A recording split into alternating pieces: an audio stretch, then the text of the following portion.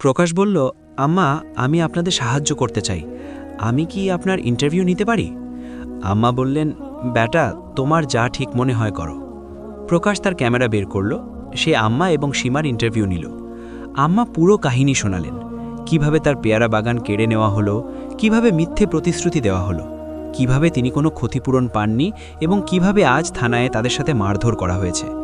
সীমাও নিজের কথা বলল। সে বলল, পুলিশরা আম্মাকে মেরেছে, আমাকে থানায় বন্দী করেছে, এসব ভুল, আমরা বিচার চাই।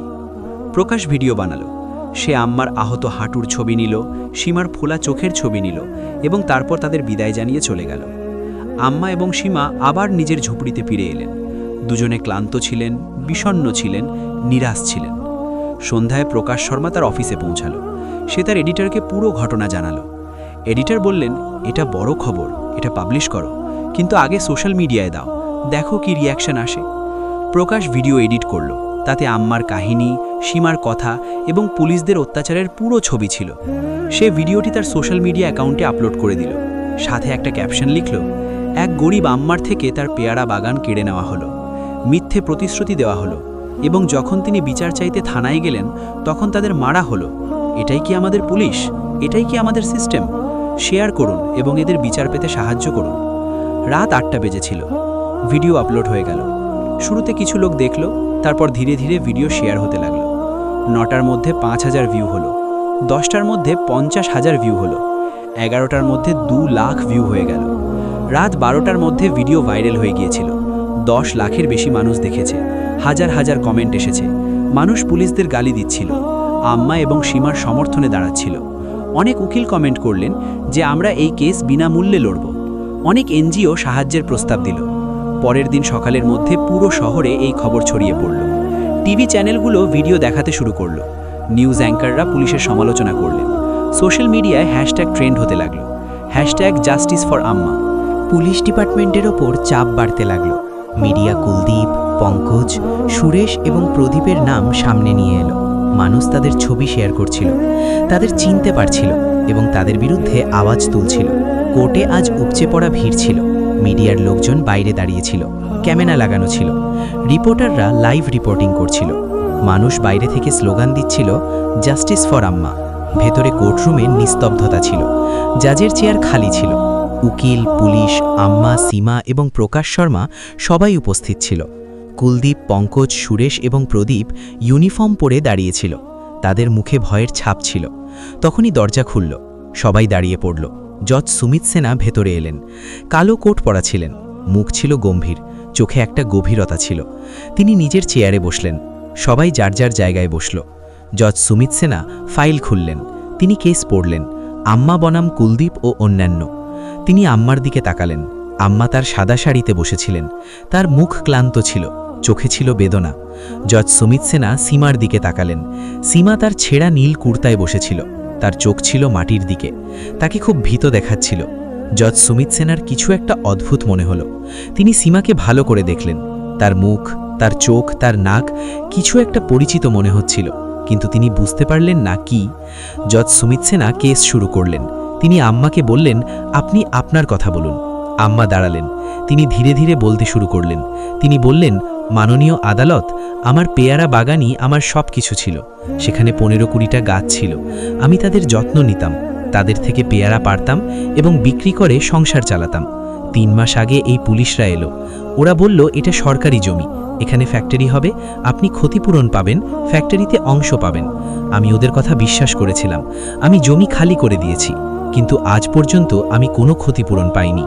আমার মনে হয়েছিল ওর মা হয়তো বাসে ফেলে চলে গেছে। আমি ওকে নিয়ে থানায় যেতে চেয়েছিলাম, কিন্তু আমার মনে মমতা এলো।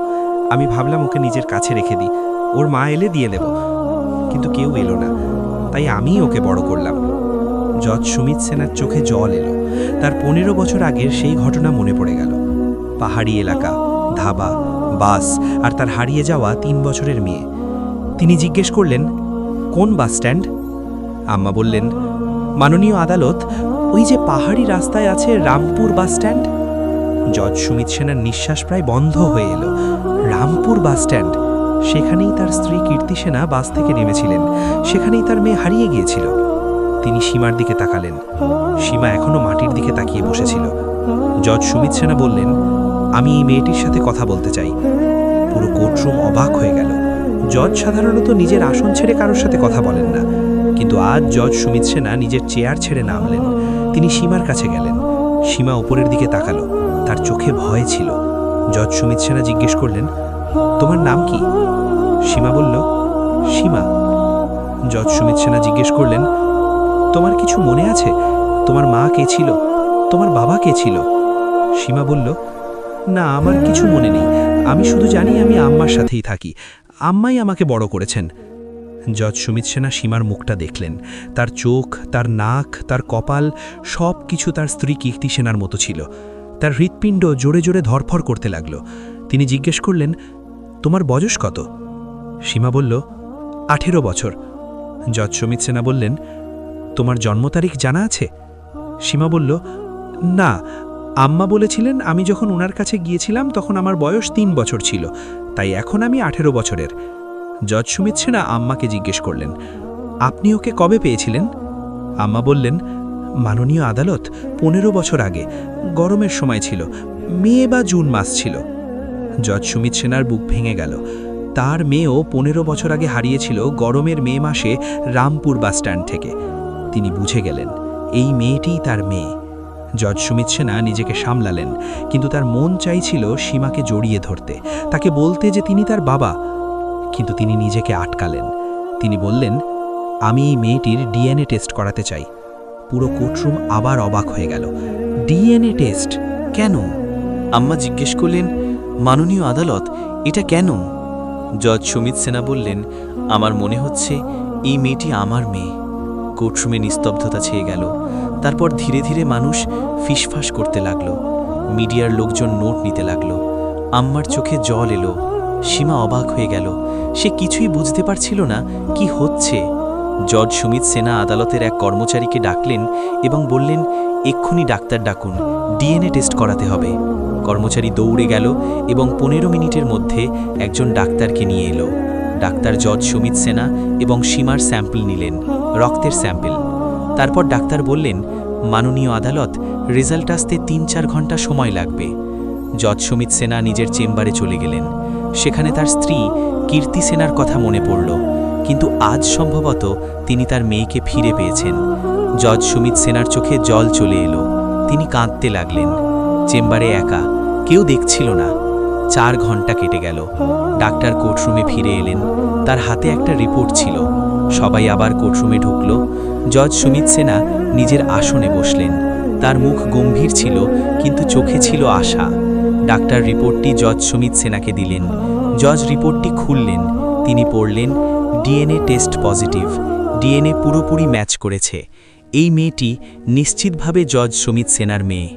জজ সুমিত সেনার চোখে জল চলে এলো। তিনি রিপোর্টটি পুরো কোর্টরুমকে দেখালেন। তিনি বললেন, এই রিপোর্ট বলছে এই মেয়েটি আমার মেয়ে। 15 বছর পর আমি আমার মেয়েকে ফিরে পেয়েছি। পুরো কোর্টরুমে হাততালির রোল উঠল। মানুষ খুশিতে চিৎকার করতে লাগল। মিডিয়ার লোকেরা ক্যামেরা চালাতে লাগল। এটা ছিল এক বিশাল খবর। জজ সুমিত সেনা আম্মার দিকে তাকালেন। আম্মা কাঁদছিলেন। জজ সুমিত সেনা আম্মার কাছে গিয়ে তার পা ছুলেন। আম্মা আশীর্বাদ করলেন। জজ সুমিত সেনা বললেন, আম্মা, আপনি আমার মেয়েকে বড় করেছেন, ওকে বাঁচিয়ে রেখেছেন। আমি আপনার কাছে ঋণী। আম্মা বললেন, বেটা, এটা আমার কর্তব্য ছিল।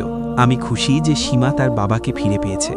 জজ সুমিত সেনা বললেন, আম্মা, এখন থেকে আপনিও আমাদের সাথেই থাকবেন, আপনি একা থাকবেন না। জজ সুমিত সেনা নিজের চেয়ারে বসে বললেন, এখন আমি আমার রায় ঘোষণা করছি।